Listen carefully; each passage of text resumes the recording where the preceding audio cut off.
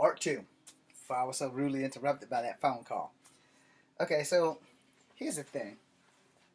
You know, I was explaining acceptance. And the thing with being multicultural or biracial is that you are rarely accepted.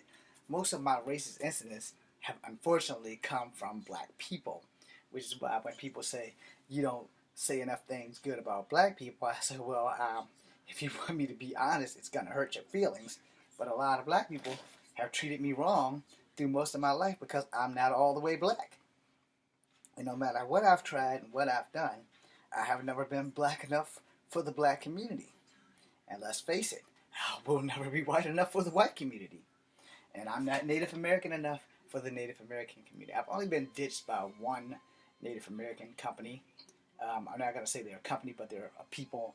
And it was doing a wheelchair basketball tournament where I guess they didn't like multicultural Cherokees, and the guy gave me a hard time. And I've told you guys this before, and I'm not mad about it because I'm used to it. You know, you get so used to being rejected by everyone when you're multicultural that you just kind of have to accept it and just say, all right, I've reached fuck it. And I have. I reached fuck it with black people one time when someone said something and a heated argument ensued, and then it's like, well, you can't even consider yourself black because you're a half-breed. And that argument, we didn't go to blows, but it kind of stopped me in my tracks. And you know, it's kind of like when somebody says something bad about your mother, and you kind of know it to be true, so you kind of have to be like, shh, uh-oh. All right, now, like I said, I'm gonna say something. This is really racially funny for all of you. Might even be racially funny for the Cherokee people, but this has been a ongoing debate with me, and I get this a lot because I look more Native American than black to most people. And if you don't see Native American, you probably see a Mexican, which you don't know is Mexicans are Native Americans. So suck balls on that.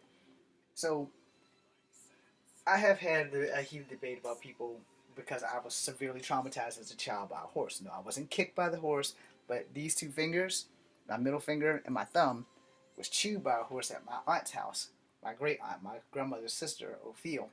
So I handed the horse the apple this way, and I had the sugar cubes in this hand. The horse chewed me. As we're talking about it right now, my finger and my thumb feel like they're on fire. Now, it has always happened when I see horses, whether it's a toy horse, a cartoon horse, or when I talk about horses, or when I think about horses, and that includes unicorns, because at the base of a unicorn, it's a fucking horse. And it includes zebras. Every time I think, talk, or look at a horse, these two fingers burn, and they will probably do this for the rest of my life. Now, he didn't bite them off, because clearly you can see I have 5 fingers and toes on this hand. And he lifted me off the ground.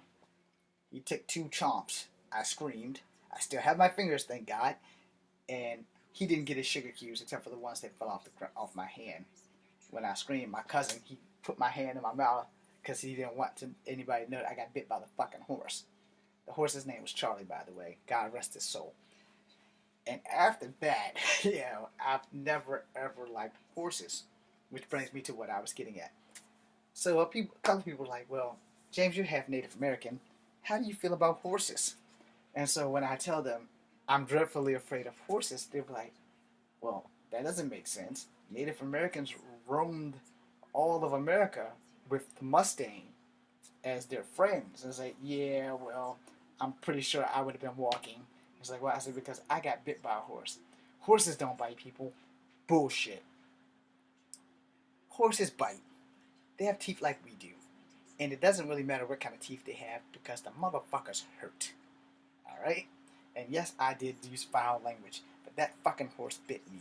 It lifted me off the ground, and when you're 4 years old, you're small. I was 7, and I was still the size of a 4-year-old. When compared to that horse, I'm still that size now. And I mean, he literally lifted me up, took 2 bites, and when I screamed, it let go. It let go. It had enough intelligence to know that it hurt me. And, I don't hate the horse. And I didn't hate the horse then. But I never went back near the motherfucker again, ever. And I don't go near horses. I can't stand horses. I don't hate them. But I'm dreadfully afraid of them. Now, my ex-fiance had a horse. His name was Frank. He's the only horse I petted since that incident happened. I don't know if he's still alive because I'm not legally allowed to talk to her. So, in that, acceptance has become a problem with a lot of us kids who are multicultural because, depending on your features, people accept you more or they accept you less. And in my case, a lot of black people accepted me less.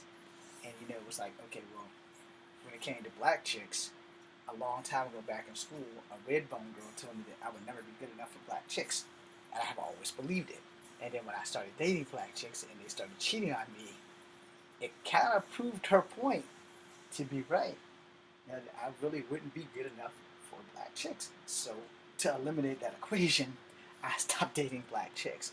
Then I would date white chicks. And I think most white chicks only dated me because it was like sympathy, where it was the thing to do at the time. They never really had any interest in me. They only dated me because I was not white. And so they kind of did it as their little rebellion against their parents' stage, and God only knows where those girls are now. And then in high school, I had white friends who acknowledged me and who saved me from this lions. And then when they got to college, they were like racist. They became racist between high school and college. She knows who she is. I tried to speak to her, and she just like totally act like I did not exist. And I yelled at her. I called her by name, and I was working at the Colony Hotel, and she happened to be passing through, and she was at the University of Virginia. She was walking through, and I was like, "Yo, yo," and I'm not gonna put her name up because I'm not gonna put her on blast because I have more of a class and respect than that. But I did put Ms. Lyons on blast because it's relevant to the story. We hadn't been out of high school more than maybe 7 years, so there's no way this girl could have forgotten me because we were friends through school, and she still had her really short hair and everything. And I tried to get her attention. I practically was right up on top of her, asking her how she's doing, and she just kept walking and walking, and like she totally basically could have just gave me the finger, like, yo, fuck you, I don't like you. No, she did it worse than that. She had no class at all. She didn't even fucking want to acknowledge me. And that's cool. I forgive you. But if you're gonna save me in high school by proving to the white lady that the mixed kid actually can read the Dewey Decimal System, you can acknowledge me in college. And she just didn't. And maybe because I was going to Piedmont and she was going to the university, and I would be going back to Piedmont soon, hopefully. And it's just that, I've had more acceptance from mixed kids because we all live the same fucking life. Where straight white kids or straight black kids are like, wait, you're mixed, don't really like mixed people. I don't know why. I guess it's a stereotype. And, it's kind of like the same stereotype with Asians and eating cats. You know. Now, let me explain that before anybody Asian gets up here and gets upset. Alright? There aren't too many Asian tribes of people that probably have not eaten a cat in a desperate time when it gets cold. Now, as far as the Canton province in China, it's kind of where that shit kind of got picked up. And then, if you ever see the movie Last of the Dogmen with Tom Berenger, some Native American tribes have also eaten dogs and cats. Alright? And that was one of the stereotypes and legends that has gone on through time and time and time again. And now I brought that up for a reason, mostly because of my Cherokee heritage and the videos that I've made before this with Donald Trump hating Native Americans, etc., etc. But this is about acceptance. I have been accepted by more white people than black people, and possibly more Native American people. I've damn sure been accepted by every Asian person that I've ever met. I have not met an Asian person who has not liked me.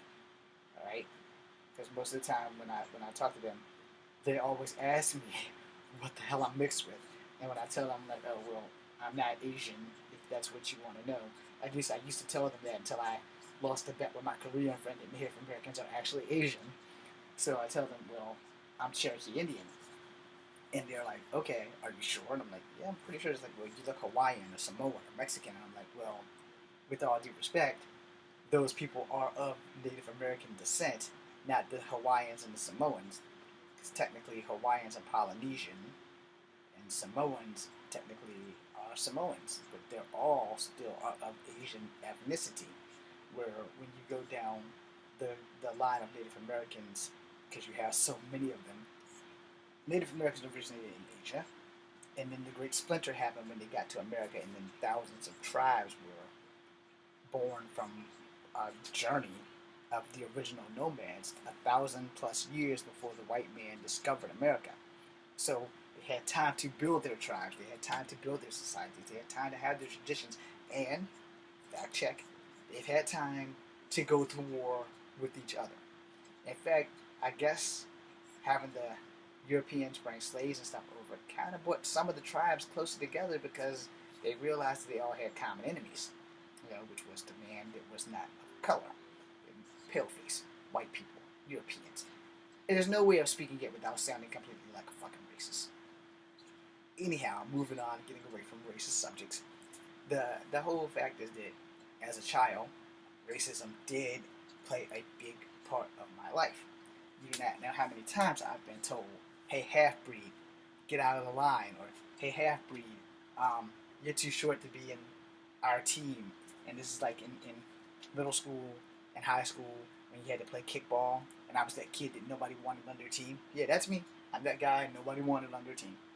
And mostly I think it was because either I was too short or because they weren't sure what the fuck my race was. And 9 times out of 10, they probably had a combination of both. And I don't want to say it, but I'm going to say it because it's the elephant in the room. Some people just don't fucking like me. Now, and it might be because I'm an asshole. It might be because I was shy back then and I didn't do a lot of talking. Because most of the time when I carried on conversations with kids who were black, it was like, "Yeah, we seen your mom. Your mom looks white, so we really don't want anything to do with you," because of a greater hatred that they have for white people that was probably in their home. They were being raised to like strongly dislike white people. Now, as I said in a video before this, blacks and Native Americans aren't the only ones that suffer. There were white slaves too, and history doesn't teach you that shit. History teaches you about Kunta Kinte and roots. And in these movies, they teach black kids and white kids to be prejudiced. And I think that honestly, if you're going to have a student body of multicultural people, then you should at least teach the truth. I'm not saying that roots is not the truth. That's just one family's journey of how Alex Haley and his family were intelligent enough to keep a journal secretly about where his people came from. Starting from Kunta Kinte on up to his mother's side, or his father's side, or whatever. And Alex Haley will go down in history as one of the greatest black writers of all time. Which, by the way, Alex Haley is also biracial, because either Kunta's daughter Kizzy had a white baby with, I think, Chicken George daddy might have been white, and his mother's side, when he did the book Queen, one of her parents was white. So therefore, Alex Haley was also multicultural, or at least biracial.